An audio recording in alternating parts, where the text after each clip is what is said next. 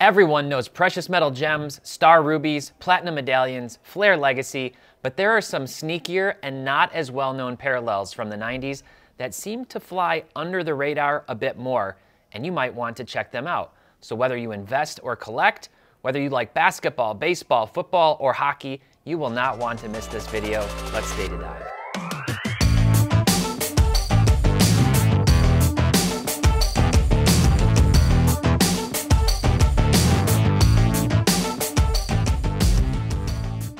Hey everyone, welcome back to another episode of Data Dive powered by Market Movers. My name is Tyler Nethercott, better known as Teapot, and I'm back this week with something a little bit more off the beaten path, but with some finds from the rabbit hole that should be of interest to all of you. See, this week I'm showing off some data around 5 sneaky 90s parallels that you might not remember or you may have actually never even heard of. So let's get right into it. So for continuity's sake, I'll be showing off basketball cards for the most part. I will show some others as well, but take note that most, if not all of these parallels are included in some of the same products for football, baseball, and even hockey. And I'm gonna start right out with 1993. The year is 1993, and a young 7-year-old Teapot is chasing rookie cards of his favorite basketball player, Penny Hardaway. Stadium Club is the product. I've loved it since back then, and I saved up my allowance for 2 packs, and right out of the first pack, it's a penny rookie. But wait, there's some beautiful shiny foil stamp on this card. It says first day issue. What's a first day issue, you ask? Well, first day issue, as you can see here in this little logo stamped on this awesome posterizing dunk of Penny, was what I would call a harbinger of parallel revolution that we know today. While it wasn't the first parallel ever issued, they were among the earliest. They were inserted at 1 in 24 packs across the 360 player checklist between Series 1 and Series 2. So these cards featured player-specific odds of 1 in 4,320 packs for both of those series respectively. Now these first day issue cards featured a subtle stamped holofoil logo like I'm showing you here. Really, really nice looking, great refraction, and it added a little bit of an element of flash. Yes, it's subtle, but it added just enough, in my opinion, of that je ne sais quoi, almost like a precursor to the refractors that we have all come to love later on. Now I can jump over here and we've got a handful of different Michael Jordan cards from this set from the first day issue, and we can compare those to the base versions. You can see these big lines are the ones that command the big price premium, and I've got different grades just to kind of show you the different prices. So this MJ is a Pop 23 in PSA 10. I'll pop it up here just so that you can see that image. This is the frequent flyers from that set, him going up for an awesome layup. That card has sold most recently for $1,820 in PSA 10. It's a Pop 23. That same card in a PSA 10 from the base set sells for $114. Obviously much higher population at $247. Still not high considering it's a card from the early 90s. Good condition cards are hard to come by even from base sets back then. If you drop down to a PSA 9, one of the different cards from that set, we can pop this one open. This is actually the base card number 169.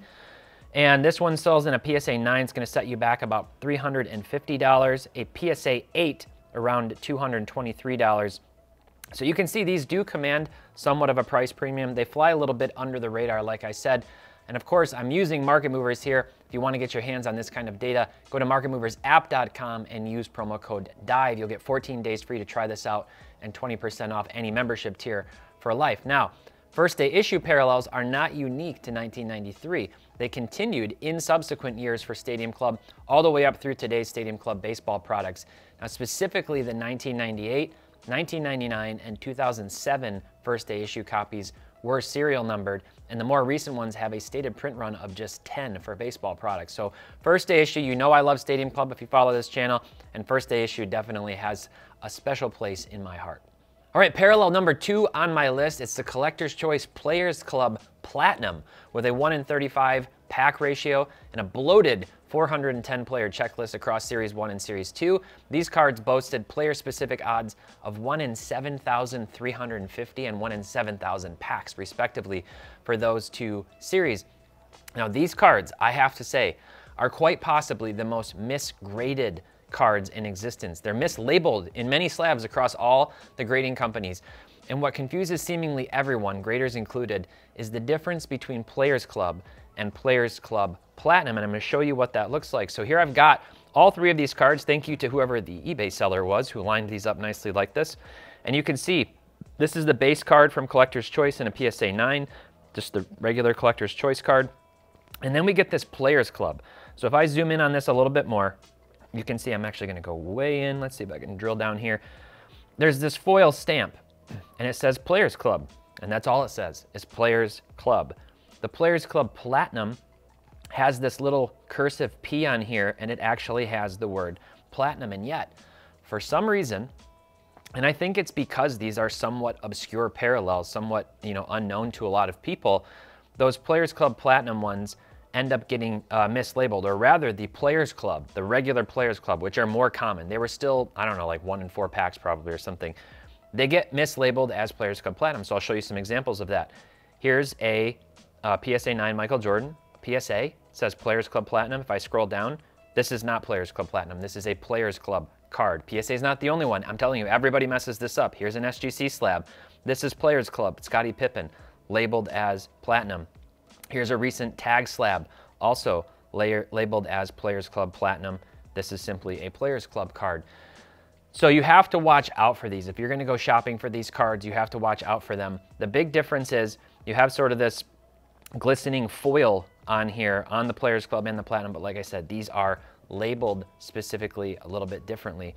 So if we look at these ones, you can see very low PSA 10 pop counts. We've got all these different Michael Jordan variations in our featured card charts, which by the way, we are right there, even maybe as of the time of launching this video, at 3 million featured cards in our featured card database. And we've put a lot of energy into having just about every Michael Jordan card you could dream of tracking in our featured card database. So you can see price is different. These are all from different time frames is the big thing here. Some of these haven't sold in quite some time. So you can see this one hasn't sold since 2018. It's just Pop 11, Pop 11, Pop 16, 13, and Pop 10. The one that sold the most recently is this PSA 10 here. That one sold for $2,400. You can see there's that foil P. Here's the word Platinum. So Players Club was it was a kind of a kid's collector set from back then, but it had some sneaky cool stuff in it that even collectors today really like to go after and aren't unwilling to pay a pretty high premium for. So $2,400, it'll set you back. For a Pop 13 Michael Jordan, that doesn't seem terribly unreasonable to me. The big chase from a rookie perspective is Kevin Garnett from this set. And Kevin Garnett has, like for example, his PSA 9 here recently sold on March 19 for $250. The total pop count of Kevin Garnett's Players Club Platinum rookie card is just 130 across all grading companies and just 9 gems, 7% gem rate across all those grading companies. So if you come across a Gem Mint KG, you might just want to pounce on it. Now, I will show you one more example here. This is from hockey, and this is Steve Yzerman. A little bit different. For some reason, they did it different from football to hockey to basketball in terms of that aesthetic, and they even named it slightly differently. So if you look at the checklists, they'll actually say Platinum Players Club instead of Players Club Platinum. So the manufacturers today do things that kind of confuse me in terms of that inconsistency. It's nothing new. They've been doing that for quite a while, but it's sort of this font, little less impressive to me, but still very cool and very rare. 1 in 13,000 player odds from this hockey product. So really cool set to chase after if you can come across these. All right, at number 3 from this set, many collectors know the serial numbered Star Rubies from 1997 and 1998 Skybox Premium. Well, Skybox had another set that was a precursor in 1996, and that was just called Rubies. And these are one of 2 parallels on my list today, with a subtle change in font color making all the difference on these particular cards. And the 1996 copies were not serial numbered, but they were seeded at a 1 in 24 pack ratio across a 279 player checklist for Series 1 and 2, meaning the player odds, the odds of hitting a specific player in this Ruby set, right around 1 in 3,000 to 3,500 packs, respectively. So let's jump over and look at the difference. And the big difference is literally just the red foiling, this ruby foiling. The Skybox Premium logo is that ruby red foil, as well as the player's name. So Kobe Bryant, obviously one of the big rookie chases. This one, you can see it also. This is his base rookie number 55. And I think this 1996 Skybox set, in my estimation, is one of the most exceptional looking base sets of all time. And the ruby foil just adds to the aesthetic of these cards. So you can see big price difference here. I'm going to show off a couple of things, and I'm going to go ahead and hide this little card, I can do that by unchecking this box. I'm going to hide that chrome for now. Obviously, a massive price difference for the Rubies versus the base counterparts, which have, you know, a decent number of cards. So his PSA 9 is pop 3,160 for this base rookies card from Skybox, pop 50 in the PSA 9 in Rubies. And by the way, only 20 higher on that. Same thing, same story here. You know, you've got a very low population on the Rubies across all the base sets for this card. And then the BGS 9, this one's going to sell for $98, whereas the Rubies can sell for $2,500. Now, you know me, I like this kind of niche stuff. I have a lot of nostalgic attachment to 1996, 97, 98 for basketball cards in particular. But if I were looking at these, and I throw this chrome card back on here, this is Kobe's BGS 9, obviously very iconic, Topps chrome base rookie card, maybe greened out, maybe not. Still, in my opinion, the non-refractors, just the base cards from chrome, they don't really do a lot for me. It's not I don't know, it looks kind of washed out even when they're not hulked out and green. And this card will set you back most recently over $3,000 for a BGS 9.5, whereas you could have this BGS 9 Rubies, which is very rare, for $2,500. So save you about 500 bucks. Go buy another Kobe, go buy something different. I'd like to know which one you'd rather have. Obviously, there's no wrong answer here. Some could definitely make a case for that Gem Mint iconic Topps chrome rookie card. But in my opinion, I like to go after the Rubies. The global pop count, by the way, of that card number 55 is just 213 with only 31 gems, 14.5% gem rate across all those grading companies. So definitely a rare one. Let me know down in the comments which you'd rather have, the Topps chrome or one of these Skybox Rubies. All right, number 4 on our list is the 1996-97 Metal Precious Metal. Now, few parallels, if any, have captured the hearts and passions of collectors like the Precious Metal Gems from 1997 and 1998 metal products. Yet, like Star Rubies, the Precious Metal Gems have a precursor that started 1 year earlier, or maybe 2 years, depending on how you look at it. So I'm going to start out here with 1995, and this is the Silver Spotlight. And what you'll notice about this card is the background. It's pretty much completely silver. It's just this very silver look in the background. Those were the Silver Spotlights from 1995. Following that, in 1996, we have a similar story where they used the same concept, and then they titled the parallels just Precious Metal. No gems, it's not a PMG, it's just considered precious metal. Inserted at 1 in 36 packs, so 1 per box. It was a smaller checklist, a subset of the checklist, 98 players from Series 2, making the player odds, the odds of hitting one of these specific 98 players, 1 in 3,528 packs. So I'll show you what that difference looks like. I'm actually going to zoom in on this even a little bit more. And here I have Kobe's base rookie card, and then I have the Precious Metal. And what you see is this sort of burned metal foil effect on this card. You can see it's kind of along the edge. It looks like the metal has sort of been blowtorched, whereas you have this sort of pure metal look on the other one. It doesn't have that effect. That is literally the only difference between these two cards. There's nothing on the back. The number is exactly the same. There is no other differentiator than that particular difference. And as a result of that, when you look these cards up, you might look up the base cards on eBay or on some for sale platform, or maybe you get really excited and you pull one of these out of your binder from when you're a kid and you're trying to look it up. Oh my goodness, this Kobe card that's in my binder sitting here might be worth $2,000. Make sure it's actually the Precious Metal, probably not, versus this sort of burned metal effect from the base set. Still an absolutely great card. So we can look at a few different players, and I will actually zoom back out, and I'm going to show you the current price for some of these.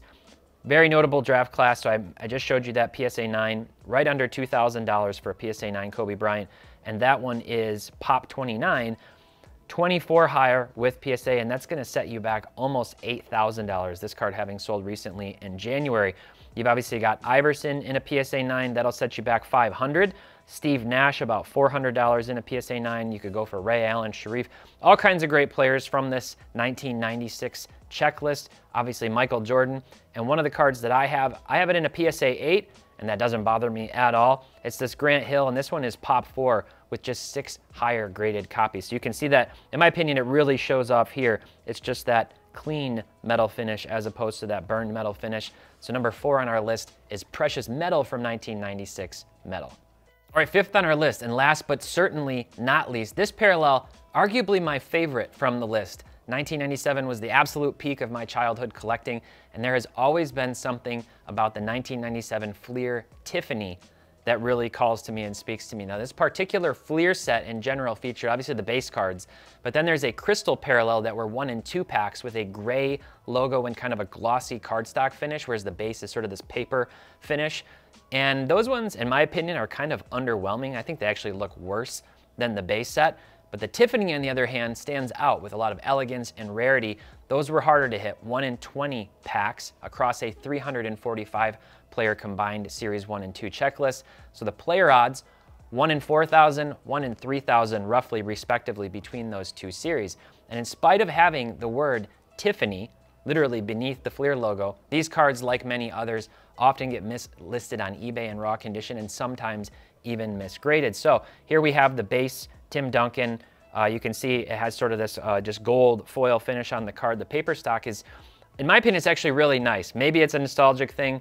It's just a paper stock, but it's a little bit different than some of the cards today. There's no gloss to it really whatsoever. And then the Traditions crystal, you can see it has the word crystal underneath it. So if I pop this open, you'll see here's the word crystal, and it's actually more of a silver font on the card. And then when we get into the Tiffany's, you can see it has the word Tiffany, and it's that really nice platinum Tiffany blue finish on these cards. So I can jump over and show you, there's a number of notable athletes.